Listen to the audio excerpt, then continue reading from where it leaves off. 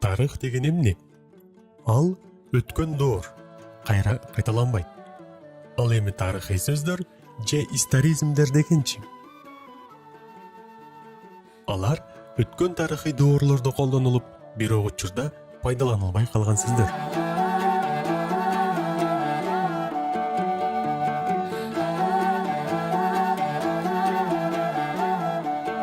Мисалы, ай балта. Байыркы доорлордо жоокерлер жанына ала жүргөн согуш куралы. Азыр жоокерлер аны пайдаланышпайт. Демек, тарыхый сөздөр. Жаргылчак. Өткөн доордо данды, жүгөрү, буудай, арпаны ун кылып майдалоо үчүн колдонушкан. Учурда пайдаланылбайт. Миңбашы. Покон хандык учурларында активдүү колдонулган аскердик таража. Азыр аталбайт. Кандагай. Өткөн доордо эр кишилер кийчү териден тигилген шым. Датка. Административдик таража. Эл башчысы. Учурда пайдаланылбайт.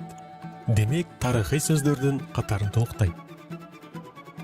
Ушундай сөздөрдүн баары историзмдер болуп саналат.